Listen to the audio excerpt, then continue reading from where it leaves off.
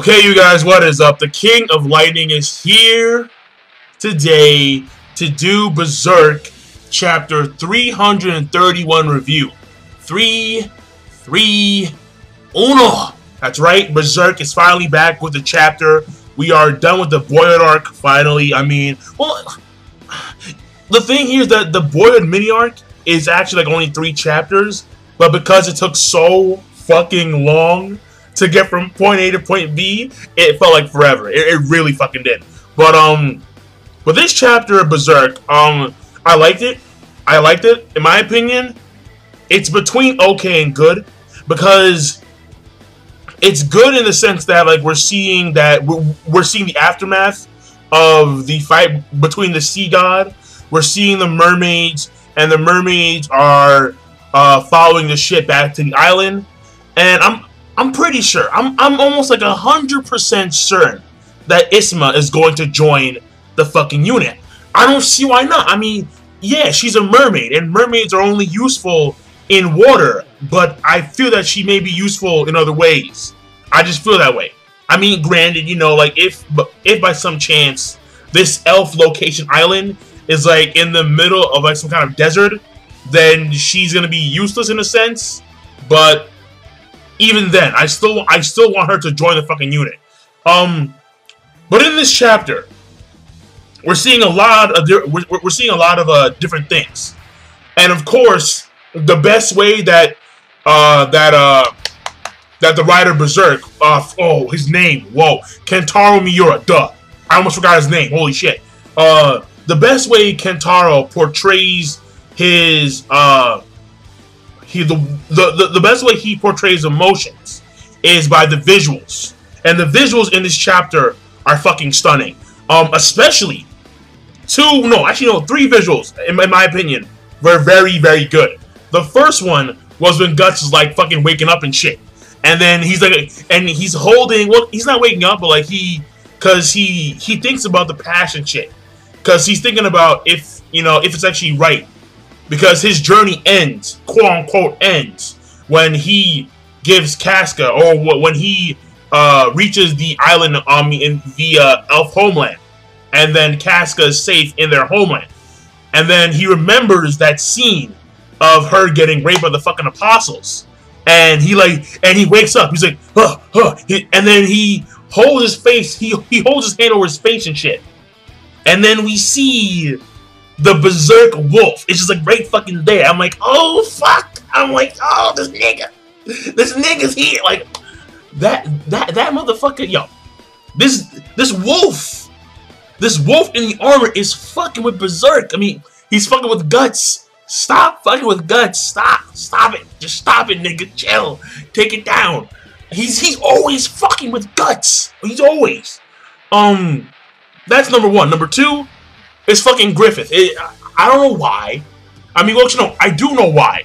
But every time Kentaro Miura draws Griffith, it's like he's a fucking angel. Like he's a saint. Like he's God himself. It's like Jesus. It's like, my God. This guy is like on some white steed. There's like white birds and white hawks around him and shit. And he's like basking in the sun. I'm like, what the fuck? Like it's like, hold on. Like, let me take a look at this. Because this picture's fucking stunning. It's just like,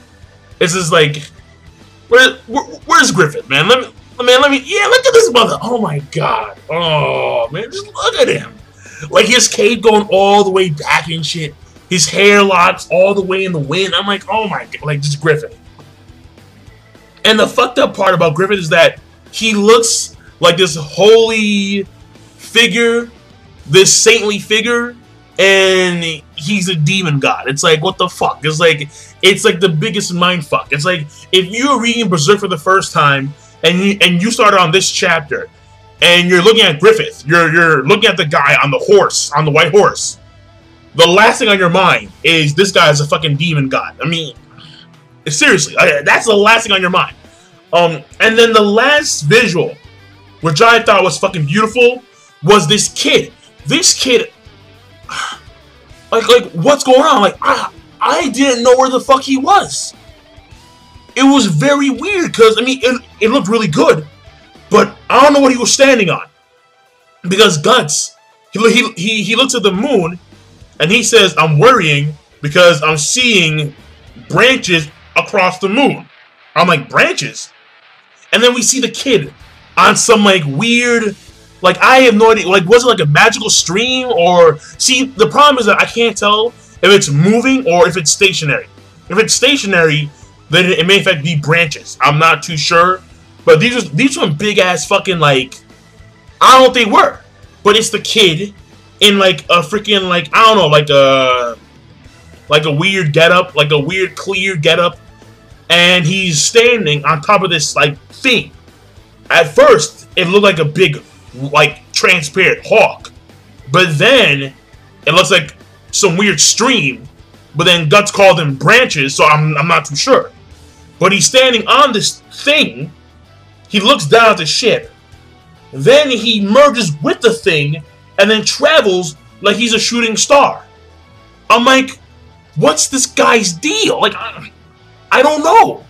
This kid is a fucking... I mean, the thing here is that Shirka, she was talking about how this kid may be like an avatar for the elf, like for the Elf King or something like that. Hold on, like let me find it because it was very strange. It was like, because Sir Pika was talking about the elves, and the way he was describing them, these elves appear to be like OP as fuck, like they really are.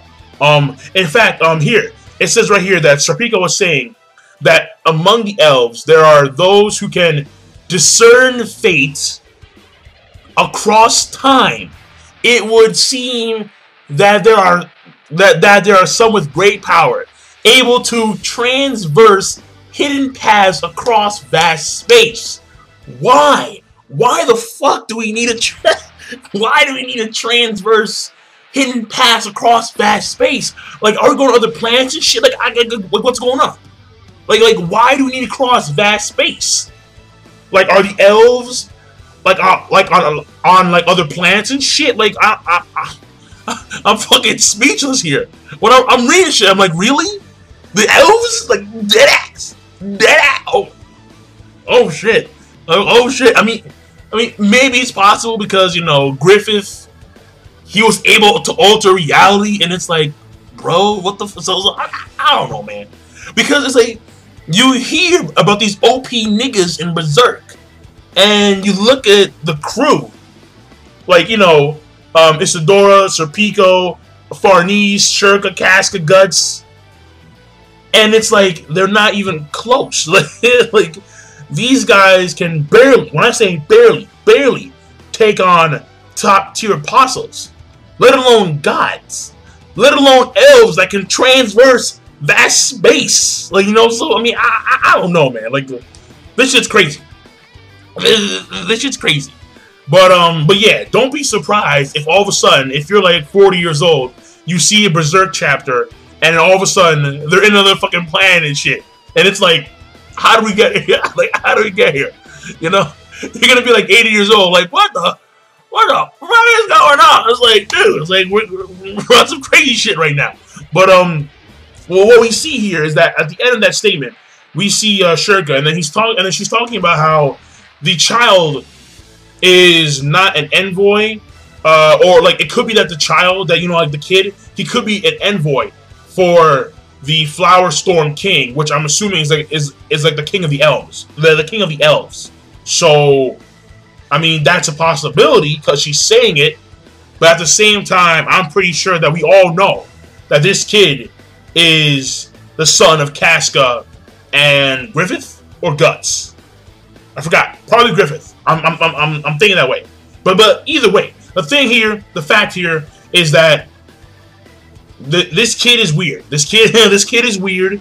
He is related to Casca, Guts, and Griffith in some way, shape, or form. Either the son of Casca and Guts, mutilated by Griffith, or simply the son of Casca and Griffith, and then Guts is like the adopted father, in a way. I mean, I don't know, because like I forget this shit. But when Casca and Guts made love, and then after that shit, when Griffith fucked her, maybe that altered the fucking seed in some weird fucking way. I mean, fuck, man, fuck. I don't even know anymore, man. Like this shit's crazy. It's fucking nuts. It's nuts. The possibilities are endless. It is literally endless. But this kid is a mystery. We will see in the future. And when I say the future, I mean like the distant future, because Berserk takes a long time to come out. And the last panel is that we see the ship going back to the island, and then it says on the bottom, Berserk will be back October 26th, which hopefully it will be, but sometimes Kentaro, you know, he says it'll come out on the 26th or like the 28th, and then it winds up coming out like 2 weeks later. So I mean, who knows? But whatever. I'll be here when the next chapter comes out, and that's all that matters. So, with that being said, I'm done. The story. If you want to, fuck. I'm stuttering here, but I don't give a shit. No takes, nigga. No takes. All right. If you want to have a brief summary, here it is. All right. The summary is this: the mermaids are following them to the island, and then Isma, you know, because like they're like, what did they say? It was like Isma's talking about how the mermaids are in gratitude for Guts and the rest of his guys and shit, so they're gonna follow them to the island, escort them to the island, and then Isma reveals that her mom's name is like Swat or like Thwat. Thwat. Ignore that statement. Some weird fucking name, alright? I don't know. But basically, there's a conversation between Isadora and Ishma, and you know, it's not really like important shit. But basically, it's kind of like, are you gonna go swim with your mom? And then she's like, no, not really. I don't need to. It's kind of embarrassing. And then after that scene, we go over to Farnese, and Farnese is actually, we see her. She's actually getting a lot better with using magic Ode, and we see her actually healing Guts with the assistance of Shirka. So we see that she's actually growing as a character. I mean, she really has, considering the fact that she started off on some, you know, Christianity holy type of shit, and now she's gone like the quote-unquote Wiccan path, the witch path. So, you know, like, that's a huge leap. That's a huge fucking leap. And then we see her, she's healing Guts, and then Sir Pico is watching over this action, because Sir Pico kind of notices, and I kind of notice too, that Farnese is kind of developing a thing for Guts. So if in fact Casca does get left on the homeland of the elves, then maybe Guts and Farnese might, you know, do that shit. Maybe. Possibility. And then what happens is that all of a sudden he turns around. Casca gets up, and she's like, you know, since she can't talk and shit, she's like, and, you know, she's looking for something, clearly. And then they're all watching her. They're all trying to, you know, like, Farnese goes over her. She aids her in some way, shape, and form. And then after that, Puck comes in. My man Puck, you know, I love Puck. And Puck tells us that the kid is no longer there. And then this is when we see Shirka and Farnese and the captain of that ship, and they're looking for Guts. And I mean, not Guts, they're looking for the kid.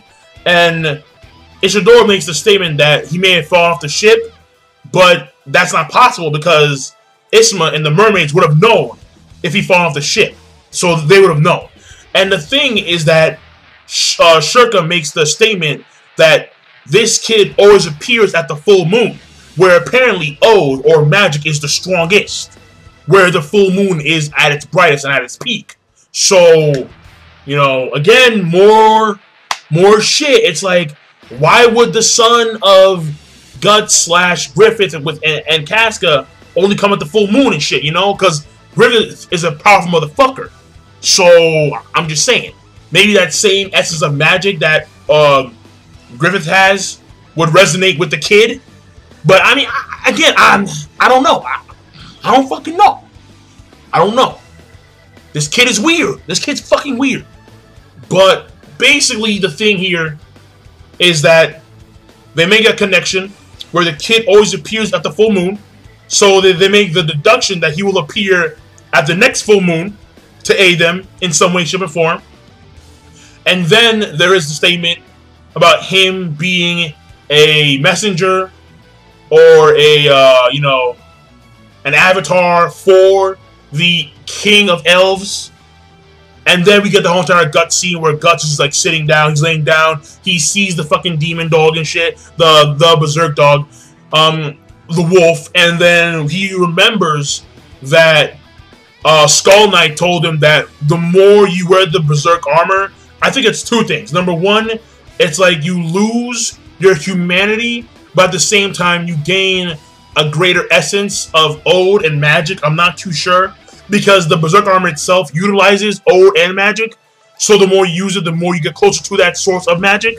I believe so. I'm not too sure. And then it's also like a beacon where like it attracts things, certain things, you know, like I believe so too, yeah. Because I remember that Guts always seemed to attract. I mean, granted, there is a seal on his fucking, you know, on his sacrificing symbol, but even still, I think the armor attracts things to him.